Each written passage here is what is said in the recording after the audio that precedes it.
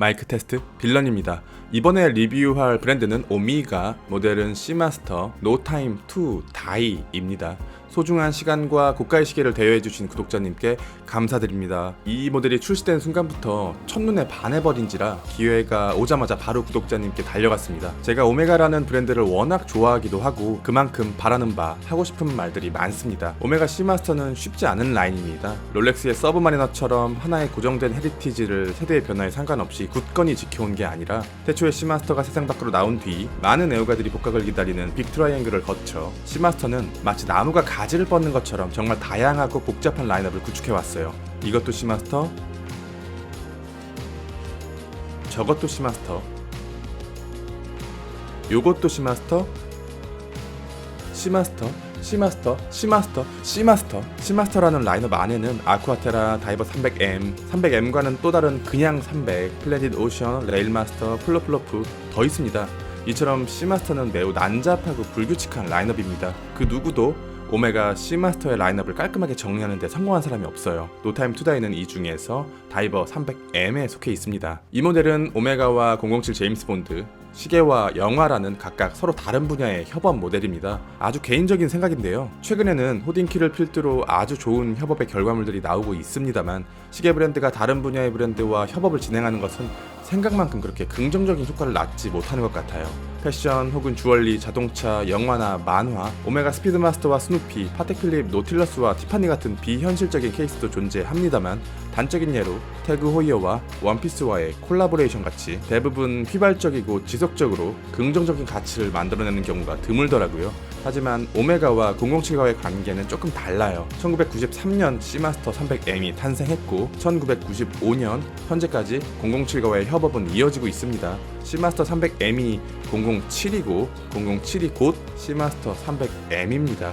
하지만 안타깝게도 시마스터 300M은 다이버워치 시장에서 압도적인 힘을 가진 롤렉스의 서브마리너의 그늘에 늘 가려져 있었고 시장은 시마스터와 007과의 만남을 그리 매력적이라고 생각하지 않았습니다. 그런데 노타임 투다이는 27년간 공고하게 지켜져 왔던 서브마리너와 시마스터와의 격차를 부실 수 있는 모델이라 생각해요. 노타임 투다이는 오메가가 롤렉스의 정책을 따라가기 시작한 시발점이 되는 모델이에요. 얼마 전 리뷰한 스피드마스터 스누피 3세대도 그렇고요. 과거에 오메가는 이렇게 의미 있는 모델을 출시할 때 한정판 개념으로 개수 제한을 두고 출시했어요. 특히 스피드마스터에는 오메가도 모르는 엄청나게 많은 한정판들이 있습니다. 하지만 노타임 투다이와 스누피 3세대를 기점으로 변하기 시작했죠. 몇 개가 얼마 동안 출시되는지 그리고 언제 단종되는지 오메가는 알려주지 않습니다.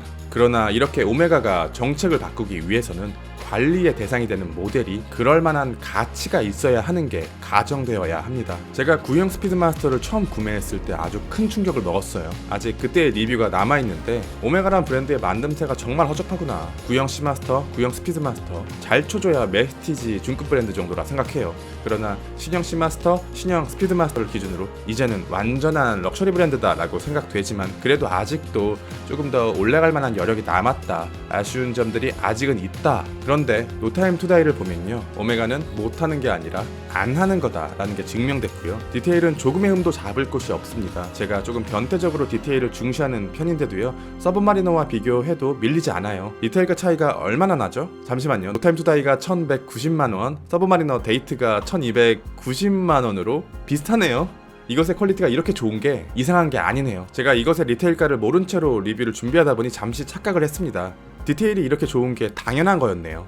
완벽에 가까운 베젤과 베젤 인서트의 퀄리티,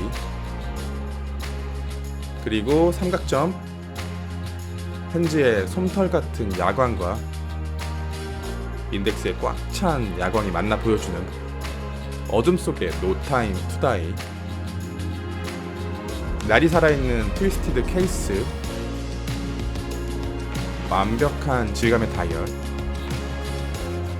깔끔하게 프린팅된 엠블럼과 에로우 마크, 슈퍼 퀄리티의 인덱스, 지금껏 본 적 없는 역대 최고의 사파이어 글래스. 이 글래스는 아름다운 운모의 공유를 그대로 가져왔고 사파이어 글래스의 단점으로 생각되는 밀키링 또한 존재하지 않습니다. 영상으로 보이는 하얀 밀키링은 제가 시계에 입체감을 부여하기 위해 의도적으로 빛을 쏴 만들었습니다. 스피드마스터의 사파이어 글래스도 이렇게 바꿔주는 날이 언젠가는 올 것 같네요. 굉장히 아름답습니다. 말이 안 나오는 핸즈, 이렇게 잘 만들 수 있을까?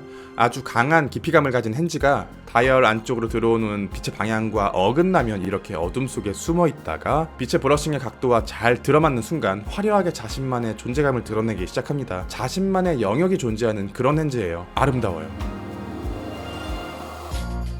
외형은 시마스터 300M과 동일합니다. 42mm의 사이즈를 가졌고 13.5mm의 두께, 20mm의 러그, 49mm의 러그2 러그, 그리고 97g의 무시무시한 무게, 칼리버 8806, 55시간의 리저브와 300m의 방수, 15,000가우스의 항자성. 아쉬움 점도 분명 존재해요. 하나는 아주 개인적인 아쉬움이고요, 하나는 개선이 필요한 아쉬움이에요. 전자는 다이얼 색감입니다. 아쉬움이라기보다는 개인적인 욕심의 영역인 것 같아요. 자연광 아레나 혹은 빛의 양이 많은 곳에서는 이런 색감을 보여줍니다.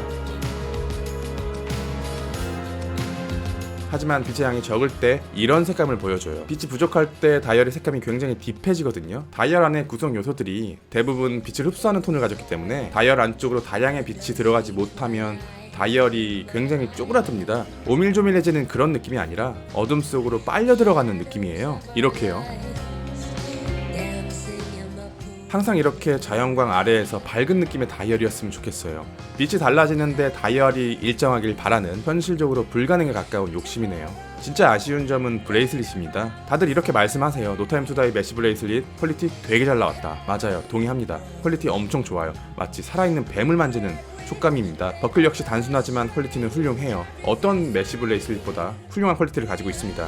퀄리티에 대한 아쉬움은 아니에요. 브레이슬릿의 스타일에 대한 아쉬움도 아닙니다. 기존 시마스터처럼 일반적인 브레이슬릿이었으면 좋겠다, 이게 아니라 이것의 퀄리티나 스타일에 대한 아쉬움이 아니라 메쉬 브레이슬릿의 구조에 대한 아쉬움입니다. 손 위에 올려놓으면 이것을 발견하기 힘들어요. 퀄리티가 워낙 좋거든요. 그러나 손목 위에 올려보면 단점이 보이기 시작해요. 17cm의 매우 평균적인 손목 둘레를 가진 제 손목 위에 이것이 올라가면 메쉬 브레이슬릿의 굴곡의 한계와 버클로 인해 브레이슬릿과 손목 사이에 빈 공간이 굉장히 많이 생깁니다. 제가 추측하건대 이 메쉬 브레이슬릿을 착용하면서 불편함을 느끼지 않으려면 정말 최소한 손목 둘레가 18cm는 넘어야 할 것 같아요. 이 점은 확실히 개선이 필요하다 생각됩니다. 노타임 투다이는 오메가의 브랜드 가치를 한 등급 올릴 수 있는 모델, 시마스터 300M을 별도의 라인으로 독립시킬 만한 가치를 지닌 모델이라 생각합니다. 리뷰는 여기까지. 빌런이었습니다. 감사합니다.